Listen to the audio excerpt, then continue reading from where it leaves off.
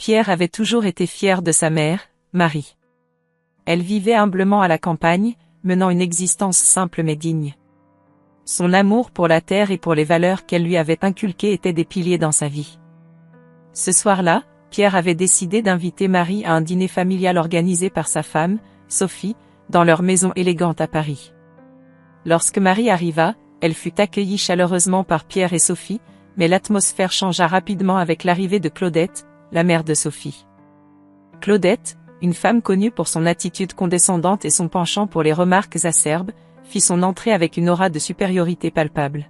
« Ah, Marie, quelle surprise de te voir ici !» dit Claudette avec un sourire forcé. « Comment vont les champs ? Toujours aussi boueux, je suppose ?» Marie, toujours calme et digne, répondit poliment. « Oui, Claudette, la campagne est belle en cette saison. Les récoltes ont été bonnes cette année. » Le dîner commença, et Claudette ne perdit pas une occasion de lancer des piques à Marie. « Tu sais, Sophie, c'est admirable de ta part d'inviter une paysanne à notre table. Cela montre ta grande générosité. » Sophie, mal à l'aise, tenta de changer de sujet. « Alors, maman, comment se passent tes affaires ?» Mais Claudette, décidée à poursuivre son humiliation, ignora sa fille. « Dis-moi, Marie, comment fais-tu pour survivre avec si peu ?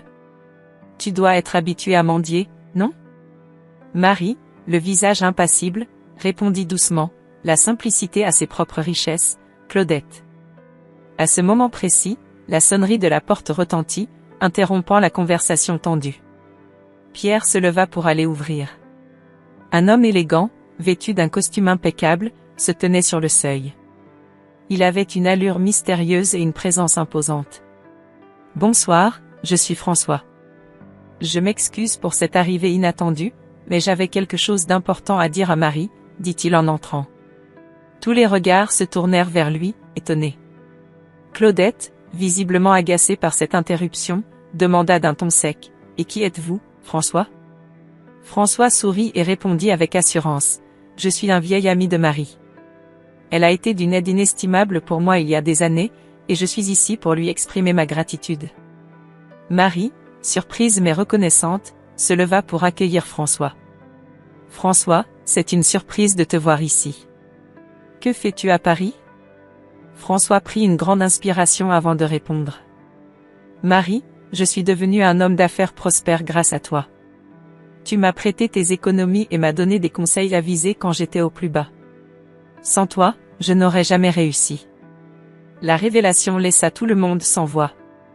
Pierre et Sophie regardaient leur mère avec admiration et surprise. Claudette, de son côté, semblait décontenancée, mais elle tenta de masquer son trouble avec un sourire sceptique. « C'est très touchant, François, mais je doute que Marie ait eu un rôle si crucial dans ta réussite, » dit Claudette, essayant de reprendre le contrôle de la situation. François la regarda droit dans les yeux. « Claudette, sans l'aide de Marie, je n'aurais jamais pu démarrer mon entreprise. Elle est la personne la plus généreuse et la plus sage que j'ai jamais rencontrée. » Marie, émue, se tourna vers Pierre.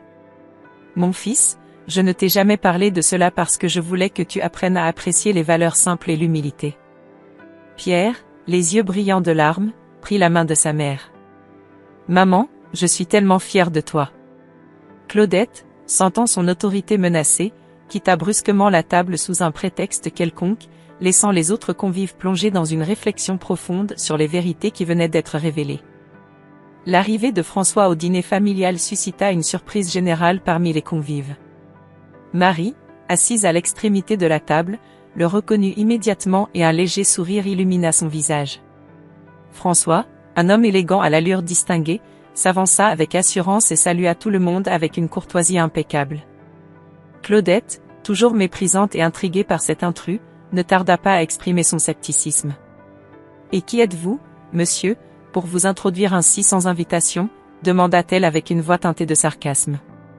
François, sans se laisser décontenancer, répondit calmement, « Je m'appelle François, un vieil ami de Marie. J'ai quelque chose d'important à annoncer ce soir. » Pierre, surpris, se tourna vers sa mère. « Maman, tu connais cet homme ?» Marie hocha la tête. « Oui, Pierre. » François et moi nous connaissons depuis de nombreuses années. Claudette, toujours sceptique, croisa les bras. Et qu'avez-vous à nous annoncer de si important? François prit une profonde inspiration avant de commencer. Il y a bien des années, lorsque je n'étais qu'un jeune homme sans ressources ni espoir, c'est Marie qui me tendit la main. Grâce à ses conseils avisés et à son soutien financier initial, j'ai pu lancer mon entreprise. Aujourd'hui, je suis un homme d'affaires prospère, et je dois tout cela à Marie. Un murmure parcourut la table. Pierre et Sophie échangèrent des regards étonnés, incapables de cacher leur surprise. Pierre prit la parole. « Maman, tu ne nous as jamais parlé de cela. » Marie baissa humblement les yeux. « Je ne pensais pas que c'était important à mentionner. » Claudette, sentant son autorité vaciller, tenta de minimiser la révélation. « Voyons, ce n'est qu'une coïncidence. » François aurait sûrement réussi sans l'aide de Marie. François, cependant, n'était pas disposé à laisser passer cela. « Non, Claudette.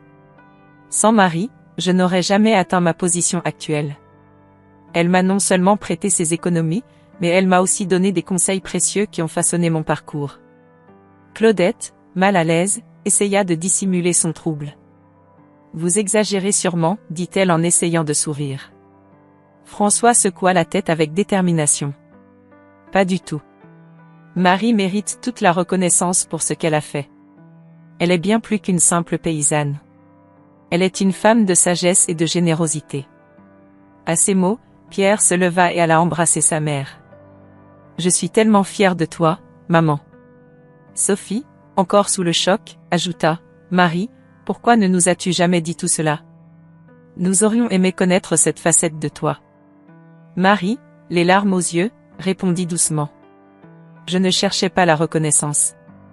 Je voulais juste aider quelqu'un qui en avait besoin. » Claudette, voyant que son mépris n'avait plus aucun effet, se leva brusquement de la table. « Excusez-moi, je dois aller aux toilettes, dit-elle avant de quitter précipitamment la pièce. Le silence qui suivit fut lourd de signification.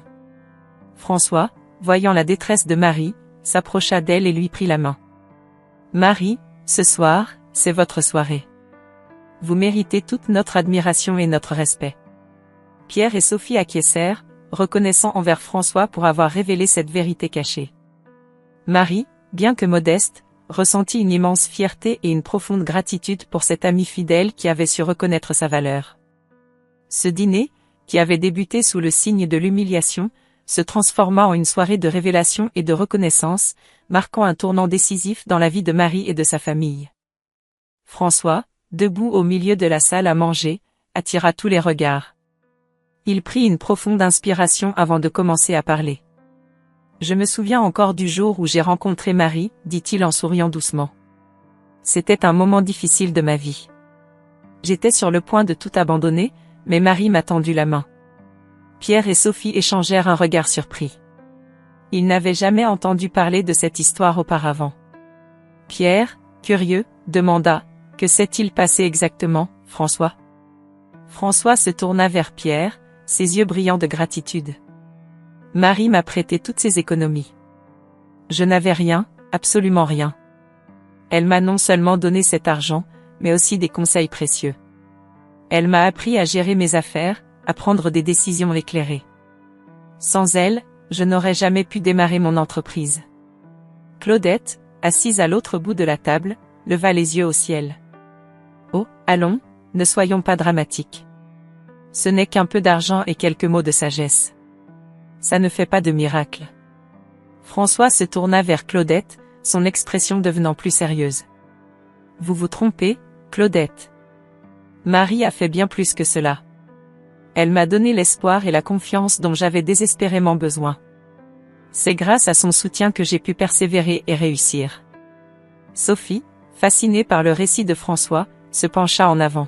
« Maman, pourquoi ne nous as-tu jamais parlé de tout cela ?» demanda-t-elle à Marie, sa voix empreinte d'admiration. Marie, toujours humble, haussa les épaules. « Je ne pensais pas que c'était important.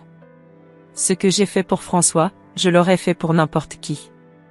Aider les autres est simplement la bonne chose à faire. » Pierre, touché par les paroles de sa mère, posa une main réconfortante sur son épaule. « Maman, Tu es incroyable. Nous ne savions pas à quel point tu avais influencé tant de vies. Claudette, sentant son autorité vaciller, se redressa sur sa chaise. Eh bien, c'est très émouvant, mais cela ne change rien. Les affaires sont les affaires, et un peu de charité ne fait pas de Marie une femme d'affaires. François, refusant de laisser Claudette diminuer l'importance de Marie, répliqua fermement, Marie n'a pas seulement fait preuve de charité. Elle a fait preuve de sagesse et de perspicacité.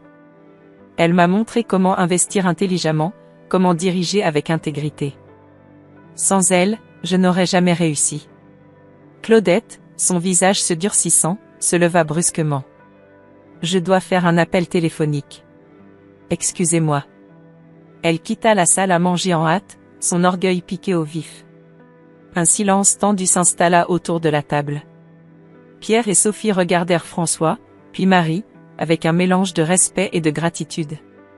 Sophie prit la parole en premier, sa voix douce mais déterminée. François, merci de nous avoir raconté cette histoire. Cela change vraiment notre perception de tout. François hocha la tête. Marie mérite toute la reconnaissance du monde. Elle est une femme extraordinaire. Marie, légèrement embarrassée par tant de compliments, esquissa un sourire timide. Merci, François. Mais je n'ai fait que ce que je pensais être juste. Pierre, se levant pour proposer un toast, leva son verre. À ma mère, Marie, la femme la plus courageuse et généreuse que je connaisse. Puissions-nous tous apprendre de son exemple. Les verres s'entrechoquèrent, et malgré la tension laissée par le départ brusque de Claudette, un sentiment de solidarité et de respect mutuel emplissait la pièce. François avait révélé une vérité importante, et ce dîner familial, qui avait commencé sous des auspices si troubles, prenait une tournure inattendue et profondément émouvante. Marie, sans le vouloir, avait prouvé à tous que la vraie richesse réside dans le cœur et l'esprit. Claudette sortit précipitamment de la salle à manger, le visage rouge de colère et de confusion. Sophie, inquiète pour sa mère, se leva rapidement et la suivit dans le couloir. Elle trouva Claudette adossée contre le mur, essayant de reprendre son souffle. « Maman, qu'est-ce qui se passe ? Pourquoi es-tu si bouleversée ? » demanda Sophie, la voix tremblante d'inquiétude. Claudette, les yeux pleins de larmes de rage, se tourna vers sa fille. « Tu ne comprends pas, Sophie. Cette femme, Marie, elle m'humilie devant tout le monde. Comment est-ce possible que cette paysanne ait réussi à influencer un homme comme François ? » Sophie, prise entre la loyauté envers sa mère et l'admiration naissante pour Marie, répondit doucement, « Peut-être que nous ne connaissons pas vraiment Marie. Peut-être qu'elle a des qualités que nous avons négligées. » Claudette secoua la tête, refusant d'accepter cette idée. « Je ne peux pas croire qu'une femme de son rang ait pu accomplir autant. C'est humiliant pour moi, Sophie. Je suis ta mère, et c'est moi qui devrais être respectée et admirée. » Pendant ce temps, dans la salle à manger, François se tourna vers Pierre avec un sourire chaleureux. « Pierre, j'ai réfléchi à notre conversation. J'aimerais te proposer un partenariat dans mon entreprise. Ta mère m'a toujours parlé de tes compétences et de ton éthique de travail. Je crois que tu serais un atout précieux pour nous. » Pierre, surpris mais honoré, répondit avec enthousiasme, « François, je suis profondément touché par ta proposition. C'est un immense honneur pour moi, et je suis reconnaissant envers ma mère pour tout ce qu'elle a fait pour toi et pour moi. » Marie, assise discrètement à la table, observait la scène avec une douce fierté. Elle n'avait jamais cherché la reconnaissance, mais voir son fils respecté et apprécié la remplissait de bonheur. Claudette, après avoir repris une certaine contenance, revint dans la salle à manger. Elle tenta de dissimuler sa frustration sous un masque de politesse. « Excusez-moi pour cette interruption. Je me sentais un peu indisposée. » François, avec une empathie sincère, répondit, « Nous comprenons, Claudette. Les émotions peuvent parfois nous submerger. Mais j'espère que nous pourrons tous trouver un moyen de coexister harmonieusement. » Claudette hocha la tête, mais ses yeux trahissaient son trouble intérieur. Elle savait qu'elle avait perdu une bataille importante ce soir-là, mais elle n'était pas prête à abandonner si facilement. Sophie, sentant la tension palpable, tenta de changer de sujet. « François, pourrais-tu nous en dire plus sur tes projets futurs ? Cela pourrait être intéressant de savoir comment Pierre et toi allez collaborer. François acquiesça, heureux de détourner l'attention de la confrontation précédente. Bien sûr, Sophie. Nous sommes actuellement en train d'étendre nos opérations à l'international. Avec l'expertise de Pierre, je suis convaincu que nous pourrons atteindre de nouveaux sommets. Pierre, enthousiaste, ajouta, je suis impatient de commencer cette nouvelle aventure. Merci encore, François, pour cette opportunité. Marie, les yeux brillants de larmes de joie, murmura doucement, je suis si fière de toi, mon fils. Claudette, bien que toujours amère, sentit une pointe de remords en voyant l'amour et la fierté dans les yeux de Marie. Peut-être avait-elle sous-estimé cette femme simple mais incroyablement forte. Le dîner continua dans une atmosphère plus détendue, bien que la tension sous-jacente entre Marie et Claudette ne soit pas complètement dissipée. Chacun savait que des révélations plus profondes et des vérités cachées attendaient encore d'éclater au grand jour. François se leva de sa chaise, attirant immédiatement l'attention de tous les convives. « Mes amis, j'ai une autre révélation importante à faire, » annonça-t-il, le regard sérieux. Tous les regards se tournèrent vers lui, la curiosité et l'inquiétude se mêlant dans l'atmosphère. Pierre et Sophie échangèrent un regard interrogateur, tandis que Marie restait sereine, comme si elle savait ce qui allait suivre. Il est temps de révéler une vérité que Marie a gardée secrète pendant bien trop longtemps, continua François. Marie n'est pas seulement une femme humble et généreuse. Elle est en réalité l'héritière d'une grande fortune familiale qu'elle a choisi de cacher pour mener une vie simple et modeste. Un silence stupéfait suivit cette annonce. Les visages des convives se figèrent de surprise, surtout celui de Claudette, qui restait bouche bée, incapable de prononcer un mot. « Quoi ?» balbutia-t-elle finalement, l'incrédulité tintant sa voix. « C'est impossible. » Marie prit alors la parole, sa voix douce mais ferme résonnant dans la pièce. « Oui, c'est vrai. J'ai fait le choix de vivre loin des superficialités de la richesse. Je voulais inculquer à Pierre des valeurs de simplicité et d'humilité. La richesse peut corrompre, et je voulais que mon fils grandisse en comprenant l'importance des valeurs humaines plutôt que matérielles. » Pierre, les yeux remplis de larmes d'admiration et de gratitude, se tourna vers sa mère. « Maman, je n'avais aucune idée. » commença-t-il, sa voix tremblant d'émotion. « Tout ce que tu as fait, c'était pour moi, pour nous. » Sophie, touchée par les révélations, prit la main de son mari et ajouta, « Marie, vous êtes vraiment une femme exceptionnelle. Votre sacrifice et votre sagesse sont une leçon pour nous tous. » François sourit, satisfait de voir la vérité enfin dévoilée. « Marie m'a montré ce que signifie vraiment être riche de cœur et d'esprit. Sans elle, je ne serais pas l'homme que je suis aujourd'hui. » Claudette, quant à elle, se sentait de plus en plus mal à l'aise. Elle avait passé des années à mépriser Marie, la considérant comme une simple paysanne sans valeur. Maintenant, elle se trouvait face à la vérité brutale de sa propre petitesse. « Je dois partir, » dit-elle brusquement, se levant de table. La dignité apparente avec laquelle elle avait toujours cherché à se parer s'était effondrée en un instant. Elle quitta la maison en disgrâce, incapable de supporter le poids de sa propre honte. Alors que la porte se refermait derrière Claudette, un sentiment de soulagement et de triomphe moral envahit la salle. Pierre se tourna vers sa mère, la prenant dans ses bras. « Merci, maman. Pour tout. » Marie sourit, les yeux brillants d'émotion. « Mon cher Pierre, tout ce que j'ai fait, c'était par amour pour toi. Maintenant, tu sais la vérité, et je suis fière de l'homme que tu es devenu. »